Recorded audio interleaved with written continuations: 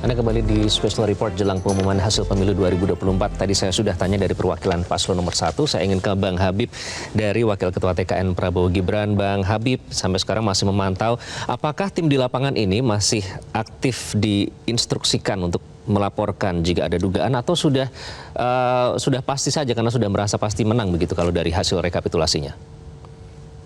Ya, tentu namanya rekapitulasi berjenjang kan kita kawal sejak awal sampai tingkatan yang paling akhir nih, ya. Karena bukan hanya pilpres, juga ada persoalan pileg, ya, di mana kami dalam konteks mempertahankan kepentingan kami, ya. Banyak dapil sekali di ini kan ada sekitar 11 dapil kalau nggak salah ya, Jawa Barat saja. Ya, lalu ada Papua masing-masing. Satu dapil 3 kursi di situ, jadi masih banyak yang dikawal nih kalau terkait pileknya, gitu. Masih banyak yang dikawal juga ya, Pak Todung. Apakah seperti itu juga laporan dari tim di lapangan? Masih ada laporan-laporan yang disampaikan ke pusat? Oh ya, tentu kami menerima laporan-laporan yang disampaikan kepada kami ya dari pihak dari lapangan, dan kami juga sama seperti saudara Zaid tadi sudah jelas ya posisinya. Kalau ada masalah-masalah ya, kalau ada perbedaan-perbedaan dalam proses penghitungan yang merugikan kepentingan paslon kami, ya, kami pasti akan mengajukan keberatan-keberatan. Dan itu sudah menjadi standard operating procedures (SOP) ya yang berlaku pada paslon nomor 3 ya. Dan kami sudah menerima sebagian, dan di tempat-tempat yang bermasalah itu kami tentu akan mempelajari lebih jauh dan akan menjadikan itu sebagai bukti bahwa ada masalah dalam proses perhitungan ini. Oke, Pak Todung dan Mas Zaid, apakah masih ada saksi yang menolak untuk menandatangani formulir di tingkat mulai dari tingkat TPS hingga saat ini, terutama di daerah-daerah yang rekapitulasinya belum selesai itu? Pak Todung? Oh, oke. Kalau di tingkat TPS kan sudah selesai sekarang ini ya. Saya tidak tahu apakah di Papua dengan sistem noken semacam itu ada masalah ya. Saya kasih, kalau buat saya yang sangat concern dengan sistem pemilihan umum, ya saya concern dengan sistem noken yang tidak merepresentasikan one man one vote ya. Jadi di sini pasti ada masalah ya. Saya tentu menghargai sistem kekerabatan adat di Papua, tapi saya sebagai orang yang sangat percaya pada sistem one man one vote, saya selalu punya prasangka ya bahwa hal-hal semacam itu bisa menjadi peluang untuk ya tidak ya menampilkan cermin dari kedaulatan rakyat ya, hak untuk memilih ya dengan bebas pada masyarakat Papua. Itu yang menjadi concern saya. Oke, Mas Zaid, apa concern Anda kalau tadi sudah disampaikan oleh Pak Todung terkait dengan mungkin permasalahan noken dan juga soal hak suara? Ya, di kita seperti SOP yang sudah kita sampaikan dan sesuai arahan dari Timnas, dengan apa yang sudah saya sampaikan tadi di awal, ketika memang ada problem-problem di lapangan, ada hal-hal yang dipandang tidak sesuai prosedur atau ada dugaan-dugaan kecurangan, itu kita berhak diperintahkan oleh Timnas untuk melakukan penolakan. Nah, penolakan tersebut masih jalan. Memang saat ini semua diakomodir di deputi saksi sesuai SOP-nya. Dalam SOP kita semua dihandle oleh deputi saksi, dan deputi saksi saat ini masih menerima pengaduan-pengaduan atau laporan-laporan terkait keberatan-keberatan. Tentunya ini keberatan-keberatan dan penolakan-penolakan inilah nanti akan kita sampaikan di forum yang selanjutnya diresmikan, yang secara resmi menjadi forum untuk keberatan kita atas hasil atau sengketa hasil kita di Mahkamah Konstitusi. Baik, artinya masih ada saksi yang menolak untuk tanda tangan di sertifikat Form D itu ya? Masih tentunya. Bang Habib, ada tidak dari 02 saksi yang menolak untuk tanda tangan? Masih di mute, Bang Habib?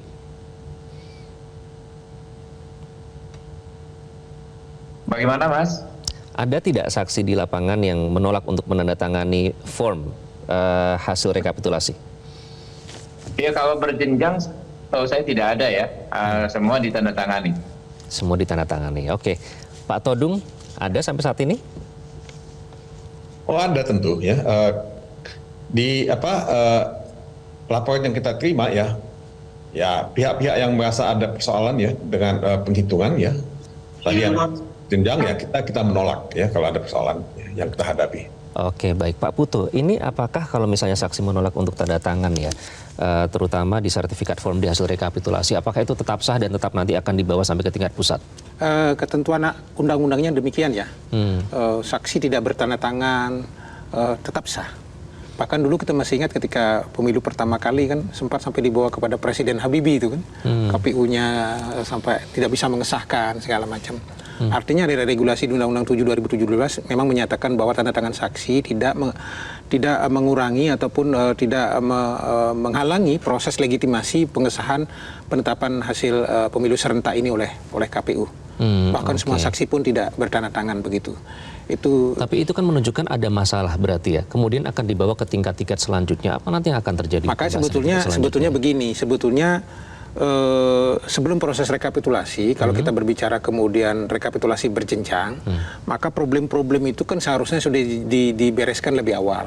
Katakanlah di TPS, kemudian maka ada namanya kemudian penghitungan suara ulang, kemudian ada namanya pemilu ulang, dan seterusnya. Dengan asumsi bahwa itu clear semua, maka kan semua problematika yang dilihat oleh para saksi sudah diakomodir.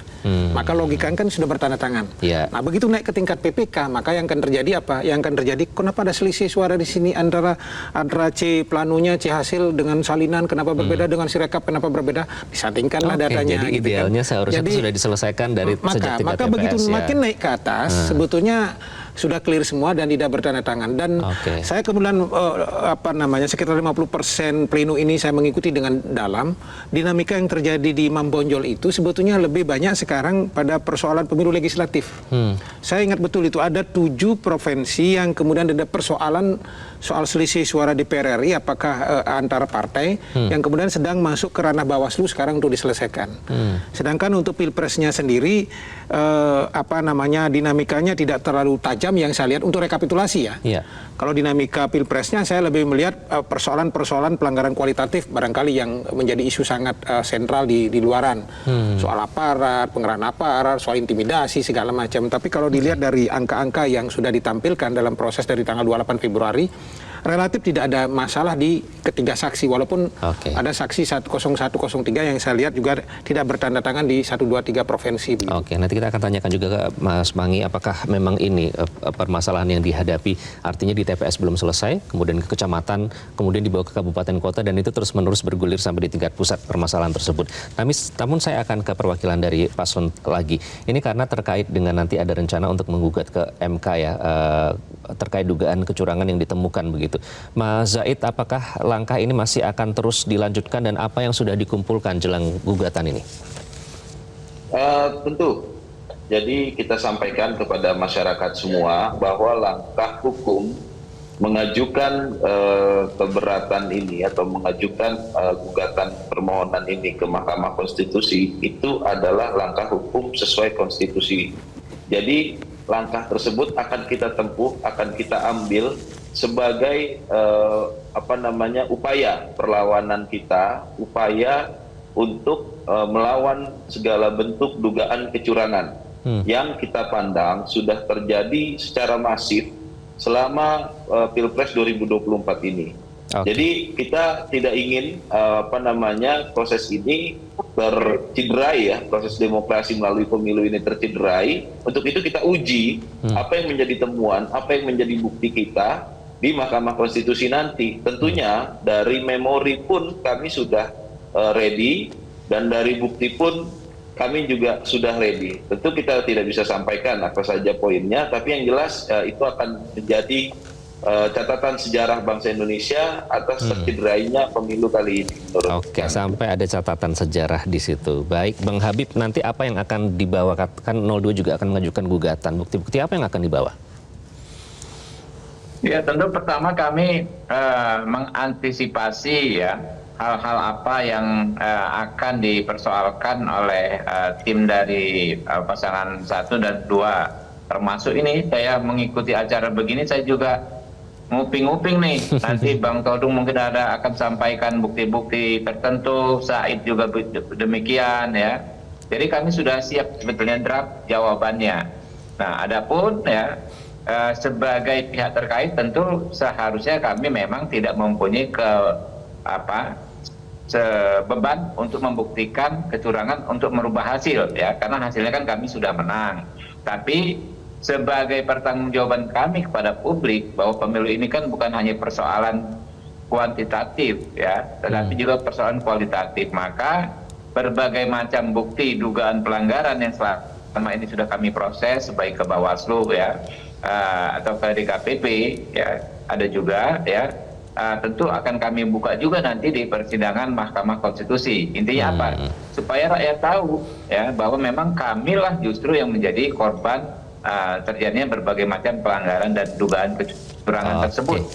Baik, Pak Todung, meskipun ada Bang Habib yang nguping ya, nggak apa-apa nih, tapi mungkin bisa disampaikan sedikit bukti-bukti apa? Apakah sudah semakin banyak yang dikumpulkan dari lapangan? Saudara Habib nggak nguping lagi, Bung Iqbal ya, dia udah keluar saya lihat, tapi dia kan sebetulnya agak ironis karena yang menang merasa jadi korban. Justru yang menang itu yang membuat pihak yang lain menjadi korban. Itu sebetulnya logikanya seperti itu. Nah, saya ingin nyatakan ya bahwa Saudara Putu tadi mantan komisioner KPU itu seolah-olah mengasumsikan tidak ada persoalan dengan perhitungan ini.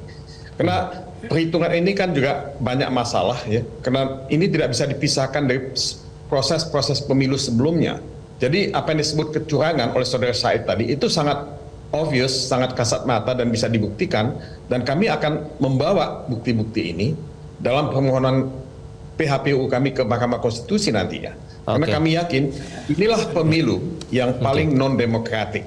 Pemilu yang dalam satu tulisan disebut juga sangat korup misalnya. Jadi kalau kami akan tegas-tegas mengatakan bahwa banyak masalah kualitatif dan banyak masalah kuantitatif pada proses pemilu dan pilpres yang kita adakan sekarang ini. Oke, nanti saya akan berikan waktu ke Pak Putu untuk menjawab. Nah, Pak Todung nanti apakah akan menjalankan ini sendiri atau bersama-sama dengan pasangan 01 dengan teman-teman dari Mas Zaid? Bahwa kami banyak kesamaan mungkin iya, karena kami semua bicara mengenai TSM. Tapi kami akan jalan sendiri-sendiri ya sebagai paslon ya, sebagai tim ya hukum. Dan saya kira sih kita bertemu di pengadilan di Mahkamah Konstitusi dan kita akan menguji Mahkamah Konstitusi apakah Mahkamah Konstitusi berani keluar dari paradigma Mahkamah Kalkulator, berani menguji ya pelanggaran-pelanggaran yang sifatnya kualitatif yang tadi dikatakan Saudara Putu. Karena begitu banyak pelanggaran itu, begitu masif, begitu terstruktur, begitu sistematik, dan saya kira dunia juga sudah melihat itu. Dunia sudah melihat bahwa banyak sekali pelanggaran-pelanggaran yang membuat pemilu kita tercidrai sekarang ini. Oke, sampai ada concern dari PBB juga ya. Pak Putu silakan dijawab. Ya, tadi barangkali Bang Todung agak salah menangkap. Yang saya maksud kemudian adalah yang tidak bermasalah itu di proses rekapitulasinya, di rapatnya ya, relatif tidak ada dinamika. Memang tersaji angka-angka semua, yang ribut kemudian di rekapnya itu, di proses rekap memang lebih banyak DPR. Tapi bahwa punya potensi angka yang dihasilkan ini dari proses yang buruk sebelum pencoblosan sangat mungkin. Karena ada proses pelanggaran-pelanggaran misalnya yang sifatnya sangat kualitatif. Contoh sederhana, tidak hanya di Pilpres, di Pileg misalnya. Kalau satu desa diintimidasi, kepala desanya dipanggil, kemudian mau dikerangkeng sama Kapolsek gitu misalnya, lalu diarahkan untuk memilih salah satu pasangan calon presiden atau salah satu anggota DPR. Hasilnya di situ salah satu pasangan calon menang, angkanya benar, tapi angka ini kan rusak karena proses yang salah. Maka proses inilah yang menurut saya, angka yang benar ini yang hemat saya menjadi titik celah nanti pasangan 01 dan 03, aspek-aspek kualitatif yang membuat angka ini muncullah yang harus digali. Kalau saya kemudian menangkap dinamika persoalan ini, sebetulnya ada satu masalah yang sangat seksi yang akan menjadi tugas berat dari Mahkamah Konstitusi, seperti yang sudah disampaikan oleh Komite HAM PBB itu, soal pencalonan Gibran. Dari dulu ketika proses Gibran masuk, beberapa kali Metro TV memanggil saya ingin mengatakan bahwa ini akan punya potensi. Potensi apa? Punya potensi calon wakil presiden ini kemudian karena berbagai regulasi yang ada, punya potensi dinyatakan tidak memenuhi syarat. Tanggal 16 Oktober misalnya, putusan MK keluar. Sedangkan pendaftaran tanggal 19 sampai tanggal 25 Bermuaranya ke situ-situ lagi ya. Baik, nanti kita akan lanjutkan ya. Namun kita harus sudah terlebih dahulu. Nanti saya ingin belum sempat ngobrol lagi dengan Mas Pangi. Nanti kami akan lanjutkan usai jeda. Tetaplah bersama kami di Special Report jelang penetapan hasil pemilu 2024.